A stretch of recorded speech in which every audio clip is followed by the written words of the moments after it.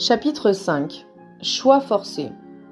Que ce soit dans le domaine du mariage, qui on épouse et dans quelles conditions, sur le plan professionnel, dans quelle carrière on se lance et à quel endroit, sur celui du quotidien, dans quel lieu on s'installe et pour quel mode de vie, les alternatives abondent. Dans chaque cas, nous nous trouvons face à des univers très différents sur lesquels ouvre chaque décision. Le dilemme le plus douloureux, cependant, survient quand l'enjeu dépasse l'effet immédiat de la décision pour celui qui la prend.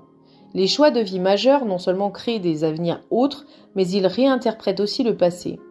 Minea Meldovnianu et Nitin Nohria, deux professeurs de gestion des entreprises spécialisés dans la motivation humaine, écrivent que notre angoisse de la décision ne semble pas provenir d'un souhait secret d'arrêter le temps et par là de devenir éternel et immortel, mais du désir inassouvi d'harmoniser ce qui est avec ce qui aurait pu être. Donc bien sûr, il y a des choix qui sur le moment semblaient sans conséquence, mais qui rétrospectivement se révèlent avoir tout changé. Pour l'individu d'aujourd'hui capable de choix, ce n'est pas seulement la multiplicité des possibilités qui est facteur d'angoisse, mais la peur de la perte. Chaque fois que nous prenons un risque, nous avons tendance à donner plus d'importance à ce que nous avons à perdre qu'à ce que nous sommes en position de gagner. Le poème de Robert Frost, La route non prise, représente la parfaite illustration de ce problème. Quand M. Scott Peck a choisi un vers pour le titre de son célèbre livre sur le développement personnel, la route par laquelle on voyage le moins souvent, c'est à la méditation sur le choix la plus célèbre et la plus ambiguë du XXe siècle qu'il a fait référence. Deux routes divergeaient dans un bois et moi, j'ai pris celle par laquelle on voyage le moins souvent. Et c'est cela qui a tout changé. Décider de prendre la route par laquelle on voyage le moins souvent semble une idée courageuse. Elle résume la problématique de la prise de risque et la solitude qu'il y a à mettre le cap sur un chemin écarté. Pourtant, la route que nous n'avons pas prise continuera à nous hanter.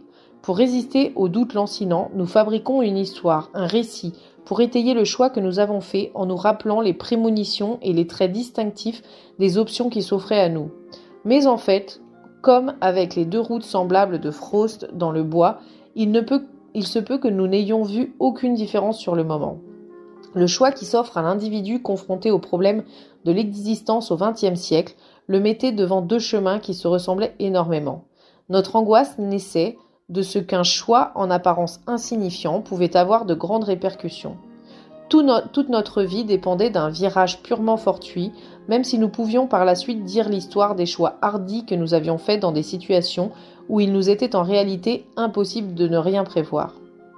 Il nous fallait un acte de mémoire compensateur et sélectif pour avoir l'idée de prendre la route par laquelle on voyage le moins souvent. Cet acte conférait une dimension d'héroïsme et de constance au parti que l'on avait pris, sans même y penser, peut-être sur le moment. Et il gardait son attrait au chemin que nous n'avions pas suivi. Nous pouvions consoler le malheur de notre existence présente et passée en convoquant les projections de ce qui aurait pu être. Le vrai désespoir résidait dans la pensée que nous n'aurions connu qu'ennui et insatisfaction, quelle que soit la route empruntée. Pensée qui, par ailleurs, s'approche du sentiment calviniste de la catastrophe qui hantait Robert Frost. Le choix impossible. Si le poème de Frost nous parle de cette curiosité qu'éveille en nous ce qui aurait pu être en faisant un autre choix, en la modulant d'une nuance de regret pour cette possibilité perdue, les hommes et femmes du XXIe siècle, eux, sont souvent confrontés à l'impossibilité de faire le moindre choix. Quand on est à ce point bombardé par une multiplicité d'options entre lesquelles il faut trancher, à ce point écrasé sous la tyrannie du choix et soumis aux effets puissamment anxiogènes de la responsabilité de prendre la mauvaise voie, sombrer dans l'indécision peut apparaître comme la meilleure protection contre le regret et la déception que choisir pourrait entraîner.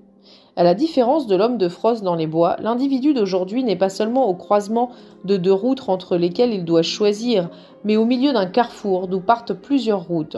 Quand il y a tant de directions possibles, il peut se réfugier dans une procrastination indéfinie, chercher toujours plus d'informations sur les différentes options et, afin d'exclure par avance la possibilité de l'échec, ne jamais prendre un parti.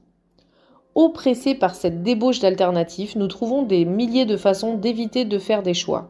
Dans Partir ou rester, un livre au titre provocateur, le psychiatre américain Peter D. Kramer montre comment les gens résolvent le problème des choix relatifs à leur vie amoureuse. Toute personne qui a été engagée dans une relation à long terme a dû un jour ou l'autre se poser la question de Kramer. Certains la repoussent immédiatement, d'autres y réfléchissent pendant des années. La variable essentielle est le poids, le caractère oppressant de la question. Mais beaucoup d'entre nous nient purement et simplement le seul fait qu'elle se pose. Une femme peut par exemple se persuader de ce que le maintien de cette relation est la seule option cohérente avec son identité, ou bien justifier de rester sur la base du raisonnement inverse. Quand bien même elle partirait, rien ne changerait vraiment. Dans les deux cas, elle se convainc elle-même qu'il n'y a en fait pas de choix. Nous pouvons ainsi nier que nos actions aient souvent des effets irréversibles. Donc, cette femme peut partir tout en pensant qu'il lui suffit de revenir pour annuler ce qu'elle a fait. L'idée qu'après avoir pris une route donnée, nous pourrons toujours bifurquer vers une autre est une forme de déni du choix. L'histoire d'amour que nous abandonnons continuera sur sa lancée, même en notre absence, et nous ne pouvons donc refuser d'en faire le deuil, même après avoir décidé de partir. Nous pouvons préserver l'illusion qu'un changement est au coin de la rue. Je peux partir demain, je suis libre de faire les choses autrement. Nous pouvons en fait ne jamais partir concrètement, mais entretenir l'idée que nous pourrions le faire nous permet de nourrir le fantasme d'un changement radical sans jamais nous contraindre à choisir et à accepter la perte. Par là, nous faisons tout pour remettre le choix à plus tard ou pour le rendre impossible. Dans l'analyse de la dialectique maître-esclave, Hegel met en évidence le fait qu'un maître risque sa vie en échange de la reconnaissance publique. L'esclave, lui, renonce à la reconnaissance en échange de quelques certitudes pour l'avenir. Une personne qui évite de choisir agit plus comme un esclave, se cramponnant à la certitude même au prix de rester piégé dans le malheur. De fait, l'angoisse devant l'inconnu peut être plus difficile à supporter que les contingences du connu. Il arrive pourtant que le choix soit réellement impossible, non seulement dans une situation qui implique un saut dans l'inconnu, mais aussi dans le cas où l'idée de choix semble tout bonnement inconcevable. Le roman de William Styron, Le choix de Sophie, en offre un des exemples les plus atroces. Au centre de l'histoire, il y a le souvenir terrible de Sophie, alors internée dans un camp de concentration, quand un médecin nazi l'oblige à choisir entre ses deux enfants, lequel doit vivre et lequel doit être envoyé à la chambre à gaz. Le médecin lui dit que si elle ne choisit pas, les deux enfants mourront. Elle choisit de garder son fils et de sacrifier sa fille. Elle ne s'en remettra jamais. Pendant quelque temps, elle trouve un mince réconfort dans la croyance que son fils a pu être sauvé. Mais pour finir, elle apprend qu'il est lui aussi mort dans le camp. Dans sa discussion avec le médecin, Sophie espère obtenir un quelconque avantage en attirant son attention sur le fait qu'elle est une Polonaise catholique et non une juive. Le médecin répond « Tu es une Polaque, pas une youpine. Cela te donne un privilège, un choix. » L'appartenance religieuse dont Sophie attend le salut devient donc un prétexte pour cette forme particulière de torture morale. Elle se rappelle avoir entendu dire que ce médecin était lui-même censé être un homme de foi et qu'il avait voulu dans sa jeunesse devenir prêtre. Son père, plus intéressé par l'argent, l'avait forcé à faire médecine. Après avoir été lui-même acculé dans une situation de non-choix, le médecin avait pu par la suite trouver une jouissance particulière à offrir des choix impossibles à des gens comme Sophie. Le narrateur, Stingo, avance une autre explication pour rendre compte du comportement du médecin. Il avait été torturé par l'ennui et l'angoisse, et même par le dégoût, mais non par le sentiment du péché à la pensée de crimes bestiaux dont il avait été complice. De même qu'il n'avait jamais eu le sentiment, en vouant par milliers au néant de malheureux innocents, qu'il transgressait la loi divine. Tout n'avait été qu'une indicible monotonie. Toute cette dépravation s'était déroulée dans un néant d'impiété prosaïque et dénué de péché, alors que son âme avait soif de béatitude. N'était-il pas surprenant, suprêmement simple alors de restaurer sa foi en Dieu et en même temps de proclamer sa capacité d'homme à faire le mal en commettant le péché le plus insoutenable qu'il fût en son pouvoir de concevoir? La bonté viendrait plus tard, mais d'abord un immense péché, un péché dont la gloire résidait dans sa subtilité, magnanimité au choix. Pour un médecin, placer Sophie devant ce choix impossible est une manière de remettre Dieu en selle, de commettre un péché si provocateur qu'il devra intervenir. Dans un sens, le médecin a trouvé une façon de faire revenir l'autre, l'ordre cohérent des choses dans sa vie et de lui attribuer ce sens dont nous manquons tous quand nous sommes devant des choix difficiles. Psychanalyse et choix. L'ultime dilemme du choix tient au fait que toute vie humaine est de la façon la plus fondamentale une option. Albert Camus ne veut rien dire d'autre quand il se demande s'il doit se suicider ou reprendre un café. Derrière toutes les petites décisions qui configurent peu à peu notre existence se pose une seule et grande question, celle de la poursuite ou non de notre vie. Chacun de nos choix est un moyen d'éluder l'éventualité de ne pas en faire du tout ou de détruire complètement notre capacité à choisir. Mais si nous continuons à vivre, notre souffrance devient elle aussi le résultat d'un choix que nous avons fait. La psychanalyse a une interprétation radicale de la responsabilité de chaque individu quant à ce choix, qui est très éloigné de l'idée de choix relationnel. L'histoire de la psychanalyse a pris un nouveau tournant quand Freud a commencé à utiliser le terme de Neurosenwahl. Cette notion de choix de la névrose s'est imposée à lui à l'issue d'une autocritique de ses premiers travaux. Il avait d'abord pensé que déterminer quelle névrose les gens développaient dépendait des événements sexuels de leur prime enfance. Plus tard, cependant, il décida que les névroses dépendaient bien davantage de la nature de la répression et des défenses dans le moi. Ce qui importait donc n'était pas ce qu'un individu avait connu comme excitation sexuelle dans son enfance, mais avant tout sa réaction à ses expériences vécues. Avait-il répondu ou non à ses impressions par le refoulement ? La réaction est donc une forme de choix et l'individu est responsable de sa névrose. L'individu n'est pas le pur produit de forces extérieures, la société et ses parents par exemple. Il est aussi un auteur, quelqu'un qui forge ses propres réponses à ses forces. Mais ces réponses ne révèlent pas d'un choix rationnel. Il vaut mieux parler de choix fait au niveau de l'inconscient. Jacques Lacan a lui aussi compris que la formation de la subjectivité, dont il parle en utilisant le terme de subjectivation, était liée au choix, qu'il ne conçoit cependant pas en termes de fabrication de soi. Il n'est pas question de décider rationnellement qui on est ou de faire de soi-même une œuvre d'art. Pour Lacan, la subjectivation est le processus par lequel l'autre, la structure symbolique, par exemple le langage, la culture et les instructions, marque le sujet d'une façon particulière. Ce n'est pas simplement que le sujet doive passer par un processus de socialisation au terme duquel il deviendra involontairement un être social. Devenir un sujet implique aussi un moment particulier de choix, lequel n'est pas un choix rationnel, mais plutôt ce que Lacan appelle un choix forcé. Dans L'agressivité en psychanalyse, il illustre la logique du choix forcé par une anecdote sur 3 prisonniers condamnés. Un directeur de prison informe les prisonniers qu'ils peuvent échapper à la peine de mort s'ils trouvent la solution d'une énigme. Chacun d'entre eux a un disque blanc ou noir fixé dans le dos. Il y a en tout 3 disques blancs et 2 noirs.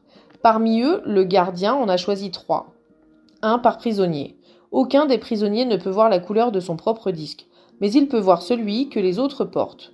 Chacun doit essayer de découvrir la couleur de son propre disque sans parler aux autres. Le premier qui y parviendra sera remis en liberté. Or, si un prisonnier a un disque blanc alors que les 2 autres en ont un noir, sa tâche est facile dans la mesure où il verra immédiatement les 2 disques noirs et conclura rapidement qu'il a le blanc. Dans ce cas, un regard suffira pour lui faire gagner le jeu. Les choses deviennent plus compliquées si un prisonnier a un disque noir et les 2 autres un blanc. Le prisonnier qui voit un disque noir et un disque blanc tiendra le raisonnement suivant. Si j'ai un disque noir, le prisonnier avec le blanc aurait vu les 2 disques noirs et donc serait en mesure de quitter la pièce. Comme cela n'a pas eu lieu, je dois avoir un blanc. Un détour mental encore plus compliqué est nécessaire si les 3 prisonniers ont des disques blancs. Ici, tous résonnent de la façon suivante. Je vois 2 disques blancs, si j'en avais un noir, les 2 autres devraient deviner si le leur est blanc ou noir, comme cela serait le cas si nous avions 2 disques blancs et un noir répartis entre nous. Dans la mesure où aucun des 2 autres n'a fait un mouvement, je dois avoir un blanc moi-même et donc j'ai intérêt à me lever et partir. Dans ce cas, le choix des prisonniers repose sur l'hésitation des autres. Chacun des prisonniers hésite, mais c'est seulement en voyant que les 2 autres partagent son hésitation qu'il se sent de lever la main et de se lever. Nous pouvons lire ce casse-tête comme une figuration de la façon dont le sujet se choisit lui-même. Il n'est personne qui ne soit dans une incertitude radicale au regard de ce qu'il est. Et prendre une identité symbolique certaine, c'est-à-dire proclamer « c'est moi », implique un détour par l'autre. D'abord, il y a le langage dans lequel le sujet est situé et dans lequel, avec l'aide de signifiants appropriés, il prendra sa propre identité symbolique. En second lieu, là il y a le sujet qui spécule sur le désir de l'autre, à la fois l'autre, l'espace social en général dans lequel le sujet vit, et les autres êtres humains avec lesquels il a une relation plus intime. Le sujet passe son temps à tâcher de deviner quelle sorte d'objet il est aux yeux de la société en tant que tel, l'autre, et dans les yeux d'autrui. C'est en observant les autres et en réfléchissant à ce qu'ils voient en nous que nous essayons d'apprendre qui nous sommes pour eux et pour nous-mêmes. Et c'est en essayant de gagner une reconnaissance sociale que nous espérons déterminer comment l'autre nous voit. À ces deux questions, ce que nous signifions pour les autres et quelle place nous occupons dans la société dans son ensemble, nous ne recevons aucune réponse convenable. Les autres ne peuvent pas vraiment nous dire ce que nous représentons pour eux, dans la mesure où ils n'ont le plus souvent pas une connaissance consciente des désirs et fantasmes qu'ils construisent sur nous, et dans la société en général, il n'y a pas d'autorité substantielle qui nous accorderait une identité arrêtée ou qui répondrait à notre soif de reconnaissance. Nous sommes donc sans cesse condamnés à fabriquer nous-mêmes nos propres interprétations, à lire entre les lignes et à essayer de deviner ce que les autres disent réellement de nous, ce que nous signifions pour eux. Nous essayons aussi de nous rendre compte de la position que nous occupons dans la société. Et quand nous décernons des médailles ou cherchons un statut social, nous espérons que l'autre reconnaîtra notre importance, même si, là encore, nous sommes soumis à notre propre interprétation de ce qu'est l'autre et ce qui compte pour lui. Pourtant, cela va bien au-delà de la nécessité où nous sommes constamment placés de faire nos propres choix au regard de ce que les autres disent.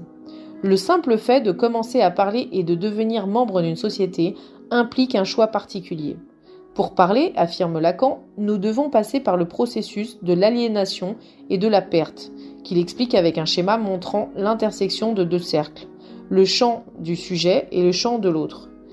Du côté du sujet, nous avons l'être, et du côté de l'autre, nous avons le sens, le langage, les institutions, la culture et tout ce qui définit le monde dans lequel on est.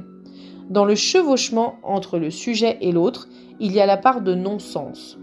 Le sujet, pourtant, n'a d'autre option que de s'engager dans cette zone intermédiaire vacante.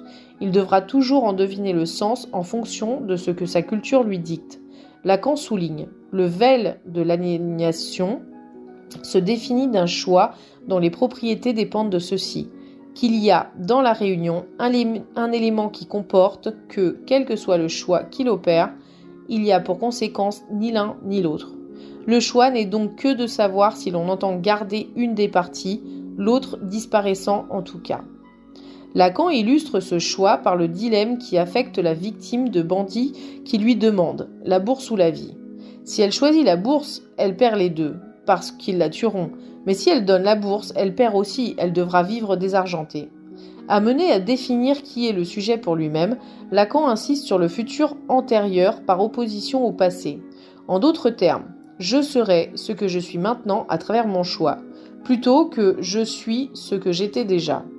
Comme Freud, Lacan reconnaît que nous sommes tous déterminés par notre passé, mais nous avons toujours le choix de la façon dont nous réagissons à ce passé, même si ce choix est perçu comme un choix forcé lié aux défenses du sujet. Le choix est profondément traumatisant en ce qu'il entraîne une perte et ouvre un vide. L'avènement du symbolique présenté par le choix forcé engendre quelque chose qui n'existait pas auparavant, mais qui est néanmoins forcément antérieur à lui en tant que passé qui n'a jamais été présent.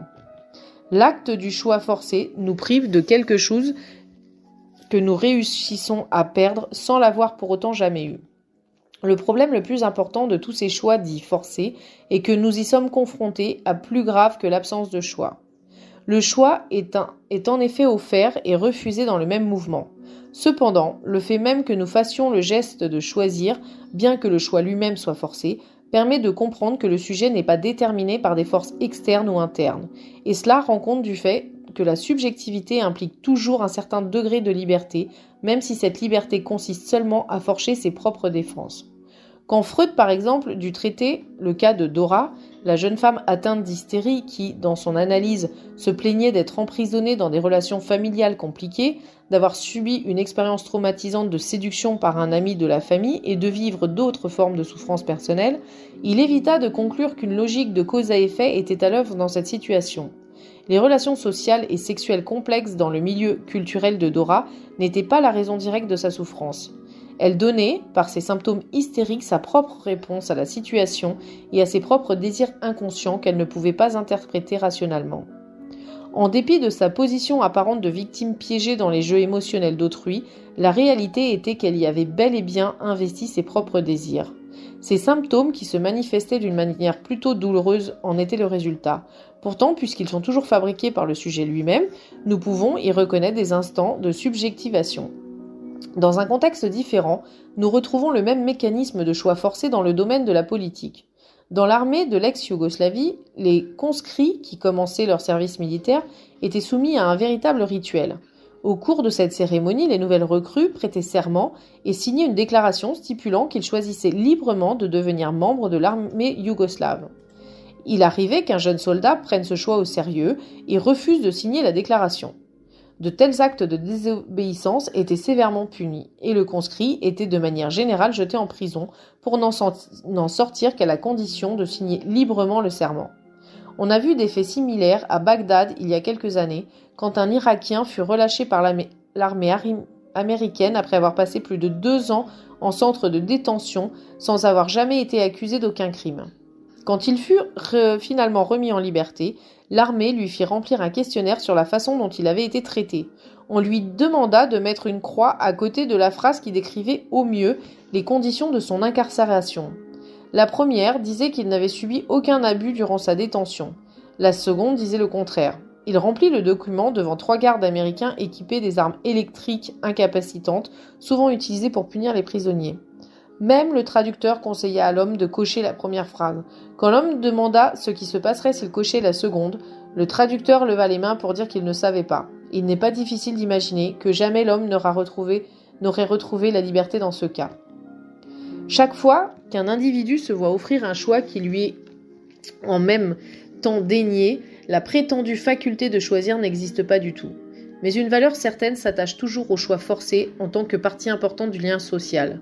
Le fait même que nous ayons des cas de choix forcés suggère que la société admet que tout le monde est capable de liberté. Aucune société ne peut éliminer purement et simplement cette liberté.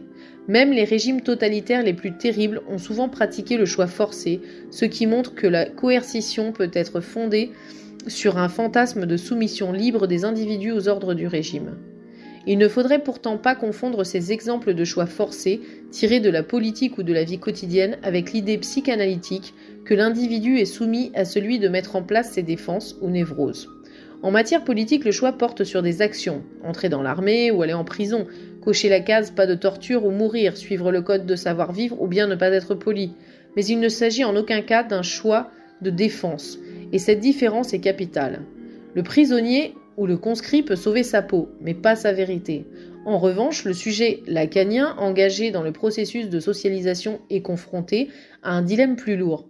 S'il ne fait pas le choix forcé de fabriquer ses défenses individuelles, il peut tomber dans la psychose. Au demeurant, même la psychose est une affaire de choix, affirme Lacan. Quoi que ce soit un choix forcé, là encore, l'individu est responsable de sa psychose en ce que, loin d'être le réceptacle passif d'une structure psychotique qui se serait imposée à lui, il l'a formée lui-même inconsciemment sentant. La mort et l'absence de choix. Si la psychanalyse interprète les différentes formes de souffrance, nos névroses par exemple, en termes de choix forcés, qu'en est-il de la fin de la souffrance, la mort ? L'angoisse que crée en nous l'idée de la mort est souvent liée à 2 causes contradictoires. D'abord, nous n'avons pas le choix, en l'occurrence, puisque tout le monde doit mourir. En second lieu, nous avons le pouvoir de mettre fin à nos jours de notre plein gré.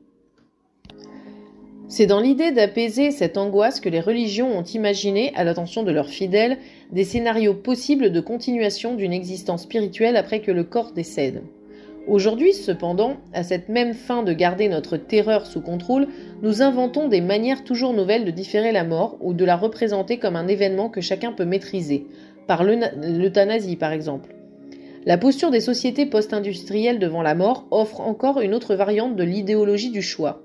À la différence des époques antérieures où l'homme était impuissant devant ce que Baudelaire appelait la figure du temps, le seul prédateur à ne jamais rien risquer et à ne jamais opérer à perte de nos jours, une pression considérable s'exerce sur l'individu sommé de faire patienter la faucheuse. Au fur et à mesure que notre liberté de choix s'élargissait, il est devenu de plus en plus difficile de vieillir, mourir et définir notre place dans la succession des générations. Nos choix semblent être hors du temps, comme s'il n'y avait pas de progression vers un déclin inévitable, et la mort, comme si la vie consistait seulement à tourner autour d'un seul point, et non pas en un cheminement vers une fin inéluctable. L'idéologie du capitalisme tardif, qui promeut l'éternel présent, élude l'affrontement avec le vieillissement et la mortalité. Les médias occidentaux présentent le vieillissement comme quelque chose d'inacceptable, et à les en croire, ce serait une simple affaire de choix. Il dépendrait de chacun de nous de se mobiliser et d'agir contre ce processus, de faire en sorte de dissimuler les signes de l'âge et de trouver des solutions pour différer, voire empêcher la mort. D'où notre goût singulier pour le spectacle de celle-ci, pour l'ostentation de morts et de mourants.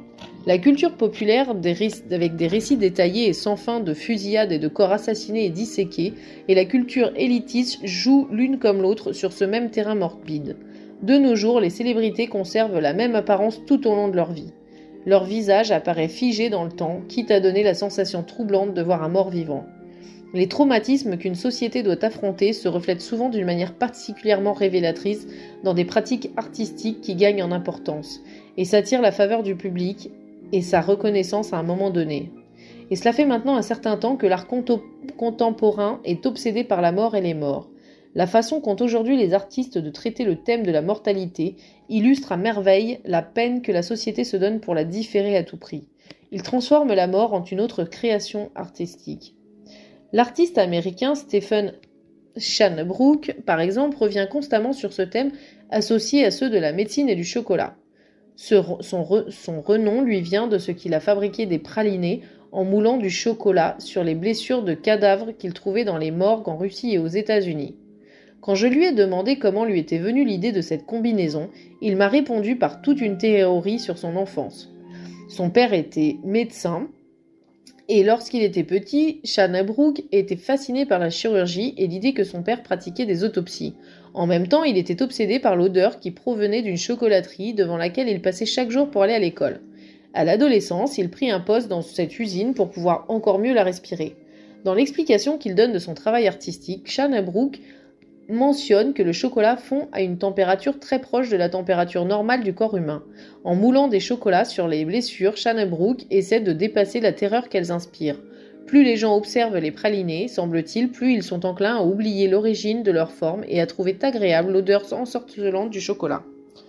Quand certaines parties d'un corps humain sont transformées en pralinés, on éprouve le sentiment étrange que l'artiste lui-même doit avoir été existentiellement touché par la mort et son processus et que son travail artistique lui permet de provoquer et refuser tout à la fois l'horreur qui lui est associée. C'est en termes de sublimation que la psychanalyse interprète ce type de circulation créatrice autour d'une question particulière. Au lieu de choisir un symptôme à travers lequel elle exprimera sa souffrance, la personne s'engage dans une activité ou, pour le dire autrement, sublime ses pulsions. Cette sublimation débouche sur la production d'une œuvre d'art que d'autres peuvent admirer. Ce processus devient plus difficile à comprendre, cependant, quand elle n'a que son propre corps à montrer. C'est là que les adeptes du body art sont particulièrement fascinants. Quand l'artiste française Orlan passe d'une chirurgie esthétique à l'autre pour changer constamment de visage, décidant d'abord de ressembler à Mona Lisa, puis de se faire implanter des cornes sur le front, elle semble prendre au sérieux l'appel idéologique à faire de son propre corps une œuvre d'art. En même temps, elle explore sa manière propre de sublimer ses pulsions inconscientes, si bien que la constante modification à laquelle elle soumet son corps est un cas singulier de choix forcé.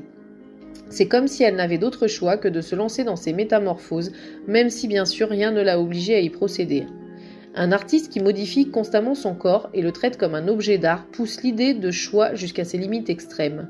Il reflète à sa façon propre la notion de déni qui, comme les précédents chapitres l'ont mis en évidence, est liée à la promotion du choix dans notre société.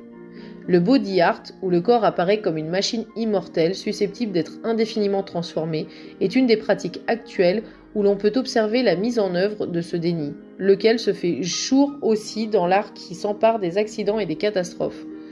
Le photographe mexicain Enrique Menitid est un protagoniste illustre des arts catastrophes, qui exhibe le passage de vie à trépas comme une pratique artistique afin d'annuler les éléments traumatisants de la mort. Sa trajectoire vers la gloire aurait presque sa place dans une de ces émissions de télé-réalité où la célébrité vient couronner des gens ordinaires pour la seule raison qu'ils se sont trouvés au bon endroit au bon moment. Il a collectionné compulsivement pendant 40 ans des images de désastres, des accidents de voiture, des collisions de train, des suicides ou des incendies. À l'instar de Stefan Schanbrook, Henrik Metinide était comme enfermé dans cette problématique dont il ne pouvait sortir. Et dans son cas également, c'est un événement particulier de son enfance qui, semble-t-il, portait le germe de cette obsession. Il avait 12 ans quand son père lui acheta son premier appareil photo et il commença à emmagasiner les images d'accidents de voiture qui s'étaient produits au carrefour près du magasin familial. Bientôt repéré par un journal important qui l'embaucha et devenu le plus jeune photographe de l'équipe, ils furent chargés d'illustrer la souffrance humaine. Il devait poursuivre cette activité tout au long de sa vie, même si, à un certain moment, renonçant à son appareil photo, il passa à la vidéo et fit installer 7 écrans de télévision dans son appartement pour l'aider dans son travail. La vie entière d'Henrik Metinide tourne autour de sa passion pour l'enregistrement et l'établissement d'un catalogue des accidents et des suicides. Il utilise l'image pour essayer de transformer l'incontrôlable en quelque chose qui peut être contrôlé et classé. Dans ce zèle organisateur, il est allé jusqu'à créer des codes spécifiques à destination des équipes d'urgence afin d'identifier les différents types de blessures qu'elles risquent de rencontrer sur place. Il collectionne aussi des versions miniatures des divers véhicules de secours, depuis les ambulances jusqu'aux camions de pompiers et aux voitures de police. Metinide a de toute évidence un problème avec la mort, comme les psychanalystes en observent souvent chez les névrosés obsessionnels. Les obsessionnels veulent contrôler les moindres aspects de leur vie et en particulier sa fin. Dans une interview, il a parlé de ses 2 plus grandes terreurs, être enseveli vivant et subir une autopsie.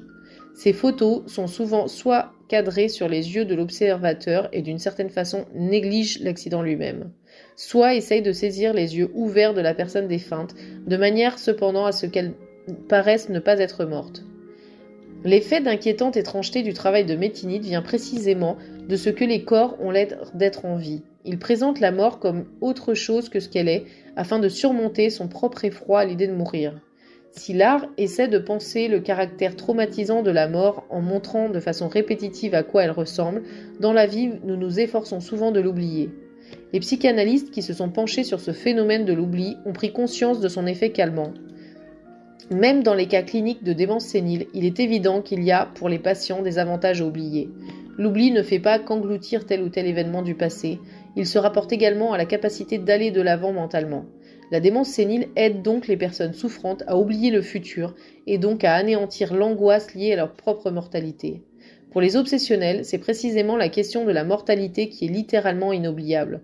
Selon Jacques Lacan, la caractéristique d'un obsessionnel, c'est qu'il demande constamment « suis-je mort ou vivant ?»